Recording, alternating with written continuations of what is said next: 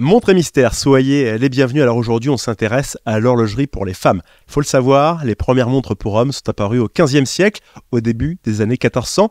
Il a fallu attendre 400 ans de plus avant de découvrir la première montre pour femmes. C'était en 1810, une montre bracelet pour une reine. Arrivent ensuite les montres savonnettes ornées d'émail pour être assorties aux robes.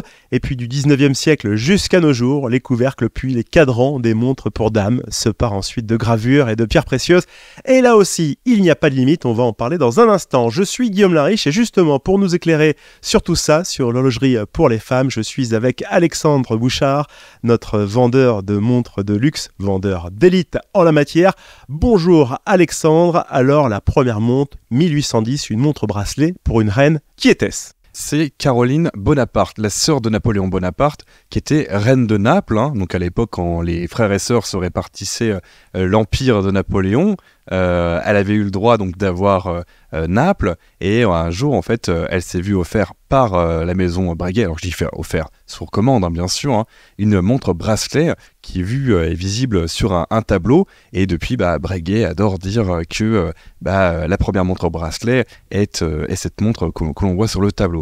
Alors c'est vrai et faux, dans le sens que c'est vrai dans la façon de porter. Breguet va avoir la première montre dans ce nouvelle façon de porter au poignet, avec une montre bijou, on va avoir donc pierres, perles, comme ça se faisait dans le goût au début du 19e siècle. En revanche, sur la façon de le porter, pour les femmes, en fait, il existait des mécanismes horlogers qu'on pouvait avoir dans des bagues, on pouvait les porter aussi en tant que collier, pareil, les hommes avaient ça. En fait, il y avait un côté un peu unisexe, et puis il y avait ce qu'on appelle aussi les montres de bras. Donc on portait les montres un peu n'importe comment. C'est un peu plus tard, donc vraiment au 19e siècle, que la montre était dans la poche, mais on peut la voir apparaître de temps à autre, sur des bras, mais sur les femmes, ça va être plutôt dans une logique de bijoux. Ça coûtait cher, une montre à l'époque pour une reine ? Ah oui, parce que quand on est reine, on veut le meilleur, donc on va aller voir les grands horlogers. Ça avait un coût, alors te dire la différence en combien ça valait en francs or d'époque, il faut imaginer que ça valait son pesant d'or, c'est-à-dire c'était une belle pièce, il fallait attendre la construction de la pièce. Imagine, il y avait des métiers, sertir, je voulais mettre des rubis, des saphirs, etc. Il n'y avait pas une industrie aussi disponible qu'aujourd'hui, donc il fallait prendre un peu de temps avec des artisans. Elle existe toujours, cette première montre bracelet ? Alors, je ne saurais te dire si elle existe toujours. Peut-être, potentiellement, elle doit être dans les collections de la maison Breguet. En revanche, cette montre-là, on la connaît très bien. Elle a été rééditée par Breguet, et c'est un modèle en fait signature de la maison Breguet. Et après, en termes de prix, on peut partir, je te dirais, alors il y a des formats, on va dire, simples, sans trop de diamants ou d'autres choses. Allez, entre 10 000, 15 000, voire même plus. On est quand même chez Breguet. Alors, les montres pour femmes ont suivi un petit peu les modes aussi. Je vais mettre, comme tu le disais, orner ces différents matériaux de pierres précieuses. Et là, il n'y a pas de limite. On va jusqu'à des rubis, on va avec des émeraudes. Tout est possible. Là encore, est-ce qu'il y a des limites ou pas, justement ? La limite, c'est le client. Donc, le poids aussi, peut-être ? Alors, aussi le poids.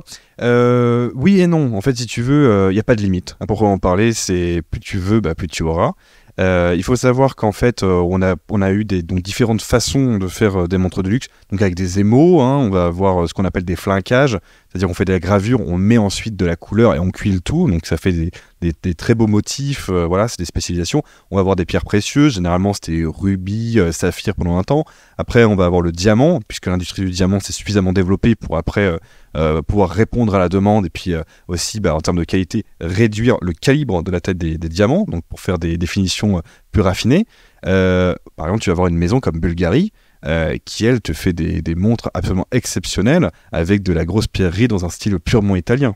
Pour justement pouvoir placer toutes ces différentes pierres, ce travail très minutieux, on commence par créer la montre et après on orne avec ces différents métaux, ces différentes pierres précieuses, ou on commence en premier à créer la structure et après se rajoute le mécanisme.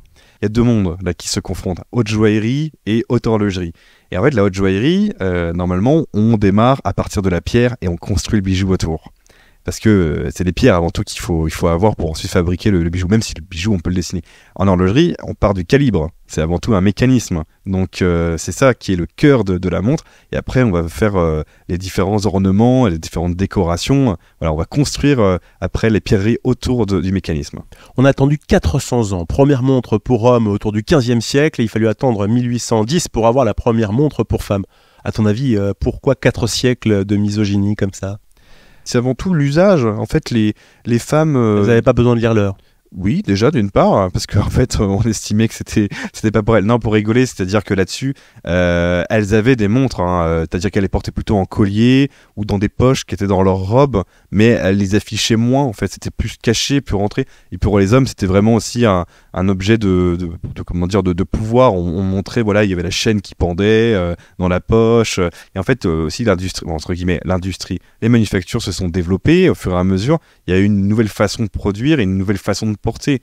Donc, si tu veux, il n'y a pas vraiment de misogynie proprement parler. C'est avant tout, la montre est un objet de luxe. Donc, c'est avant tout un bien social. Alors, la montre est un objet de luxe, comme tu le dis, un bijou pour les hommes. Est-ce que ça a le même sens pour les femmes ? C'est un bijou également, comme peut l'être une bague ou un bracelet ou, par exemple, je ne sais pas, un solitaire, par exemple. Est-ce que le côté bijou masculin se reproduit également chez la femme, avoir un bijou de montre autour du poignet? Sans partir dans des stéréotypes ou des généralisations, parce que voilà, tout le monde est différent en fonction de l'usage, de ta culture familiale, de comment tu consommes les choses. En fait, ce qu'il faut se dire, c'est que les femmes ont beaucoup plus d'objets pour être décorées, voilà, ornées en tout cas, voilà, avec beaucoup plus d'accessoires. Généralement, tu vas avoir le trio bague, collier, boucle d'oreille, voilà, on peut rajouter le bracelet. Les hommes avant avaient un peu plus de bijoux, hein, au doigt en tout cas. Avec le temps, ça a disparu. Donc c'est le dernier bijou qui est resté, on va dire, qui peut intégrer beaucoup de valeur, c'est la montre. Donc en fait, pour les hommes, la montre définit, on va dire, l'expression sociale qu'ils ont envie de dire. Pour les femmes, ça peut être, voilà, ils ont des colliers qui leur sont offerts, voilà, pour différents âges, 25 ans, mariage, etc. Bague de fiançailles aussi, hein, avec le diamant. Donc on va dire qu'elles ont un peu plus de choses à exprimer. Donc la montre n'est pas forcément le premier truc. Après, c'est un accessoire de mode, mais aussi un accessoire qu'elles ont envie de porter. Y a-t-il des marques qui se sont spécialisées dans les montres de femmes ? Alors tout à fait. Alors il faut savoir une chose, c'est qu'au début du XXe siècle, il y a vraiment un revirement où on commence à penser la montre de femme, c'est-à-dire que on fait un modèle en plus petit, un peu plus mini. Donc tu vas avoir notamment chez Jaeger-LeCoultre ou Cartier des formats petits, en tout cas pour s'adapter. Après, il faut savoir pendant un temps on pensait des petites montres. Aujourd'hui, vers la fin du XXe siècle, en 1987, Chanel va complètement éclater la porte de la haute horlogerie, parce que c'est une maison de couture, et va intégrer en fait la montre première de chez Chanel, qui est une montre développée pour les femmes, par les femmes presque, pour te dire. C'est-à-dire qu'il y a l'esprit Chanel qui a l'esprit de femme indépendant fort, voilà, avec tout le chic parisien et tout l'esprit Coco Chanel. Mais c'est une montre qui est voulue pour femmes. Elle n'est pas portable par les hommes, hein, proprement parler. C'est-à-dire que tous les codes sont faits exclusivement pour la femme. Et quelles sont les marques phares, justement, si demain je veux offrir à une amie, à mon épouse, à ma compagne, une montre pour femme, je vais chez quel horloger ? Alors, là-dedans, bien sûr, c'est du budget. Alors, si tu veux une montre, on va dire, accessible, avec des codes chics, je conseille vraiment la Tank de Cartier. Voilà, ballon bleu, dans ces modèles-là. Combien ?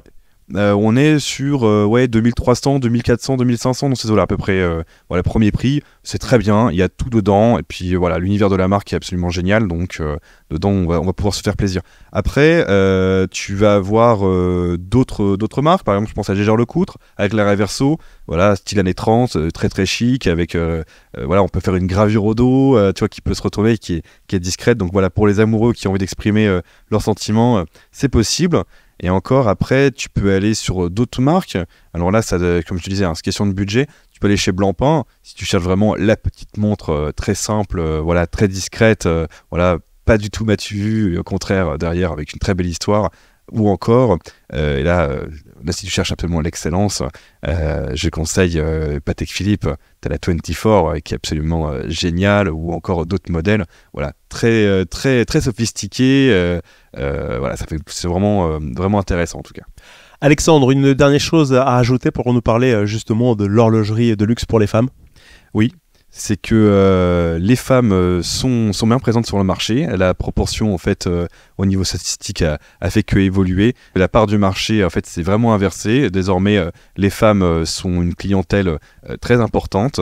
Alors, pour plusieurs raisons. La première, c'est que les hommes aiment offrir à leurs femmes. Donc, c'est pour ça qu'il faut les intégrer dedans. Elles aiment aussi s'offrir des montres pour elles-mêmes. Voilà. Donc, derrière avec la libération des femmes au niveau du travail, leur accès au travail, la libération, en tout cas, voilà, divorce, comme il y a eu, voilà, la société a changé au XXe siècle. Les femmes du XXIe siècle aussi s'affichent avec des montres. Elles aiment réussir, elles aiment se faire plaisir. Et en plus d'être coquettes, elles sont très exigeantes. Montres et mystères, c'est fini pour aujourd'hui. Prochaine fois, prochain thème sur les montres portées par les rois et les reines. Un roi du Swaziland en Afrique du Sud qui a une Jacob & Co entièrement sertie de rubis. La monarchie aussi saoudienne qui porte désormais des montres d'un nouvel indépendant qui démarre à 30 000 euros. Et ça peut monter bien plus haut. Ou enfin Elisabeth II d'Angleterre et sa Patek Philippe. On vous en parle dans notre prochain podcast Montres et mystères avec Alexandre Bouchard. C'était Guillaume Lariche. Très belle journée et à très vite avec Montres et mystères.